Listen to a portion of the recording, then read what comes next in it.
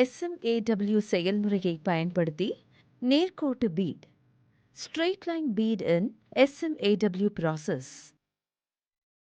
Shielded metal arc welding SMAW என்பது ஒரு பழமையான வெல்டிங் செயல்முறையாகும். இந்த செயல்பாட்டில் எலக்ட்ரோடுக்கும் ஒர்க் பீஸுக்கும் இடையில் ஒரு ஆர்க் உருவாக்கப்படுகிறது.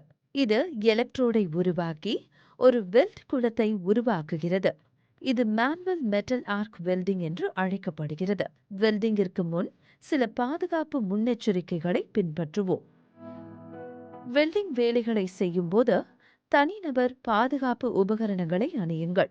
வெல்டிங்கின் போது வெளிப்படும் புற ஊதா கதிர்களின் பாதிப்பில் இருந்து உங்களை பாதுகாத்துக் கொள்ள இருண்ட கண்ணாடியின் நிழல் எண் மற்றும் வெல்டிங் ஹெல்மெட்டின் வெள்ளை வடிகட்டி கண்ணாடி பொருத்தமானவையா மற்றும் நல்ல நிலையில் உள்ளதா என்று சரிபார்க்கவும்.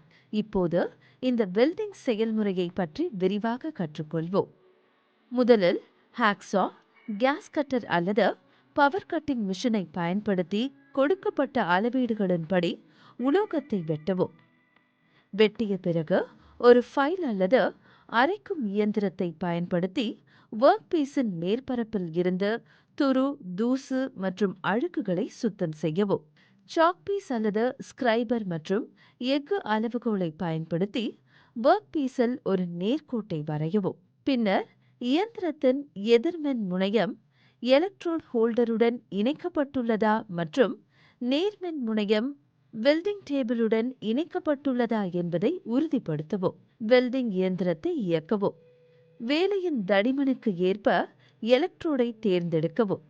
எலக்ட்ரோட் ஹோல்டரில் எலக்ட்ரோட் 75 முதல் 80 டிகிரி கோணத்தில் வைக்கப்பட வேண்டும். எலக்ட்ரோடின் அளவை பொறுத்து மின்னோட்டம் அல்லது பிற அளவுருக்களை அமைக்கவும். ஒர்க் பீஸை வெல்டிங் டேபிளில் தட்டையாக வைத்து ஒர்க் பீஸில் இருந்து 12 மில்லிமீட்டர் தொலைவில் ஒரு ஸ்கிராப் துண்டை வைக்கவும். முதலில் எலக்ட்ரோடை ஸ்கிராப்புடன் தொடர்பு கொள்ள செய்து ஒரு ஆர்க்கை அடிக்கவும். இப்போது ஆர்க்கை ஸ்கிராப்பில் இருந்து நகர்த்தி ஒர்க் பீஸில் உள்ள சாக் பீஸ் அடையாளத்தை நோக்கி கொண்டு வாருங்கள். பின்னர் வெல்டிங் பீட்டை உருவாக்கத் தொடங்கவும். வெல்டிங்கை முடித்த பிறகு வெல்டிங் இயந்திரத்தை அணைக்கவும். இப்போது ஒர்க் பீஸை இடுக்கியால் பிடித்து வேலை செய்யும் மேசை அல்லது ஆன்விலில் வைக்கவும். ஒரு சிப்பிங் சுத்தியலை பயன்படுத்தி ஒர்க் பீஸில் இருந்து கசடு மற்றும் சிதறல்களை அகற்றவும். பின்னர் வயர் பிரஷால் ஒர்க் பீஸை சுத்தம் செய்யவும். குறைபாடுகள் எதுவும் இல்லை என்பதை உறுதிப்படுத்த ஒர்க் பீஸை முழுமையாக சோதிக்கவும். முடிவு: நேர்கோட்டு பீட் தட்டையான நிலையில் வெற்றிகரமாக உருவாக்கப்பட்டுள்ளது.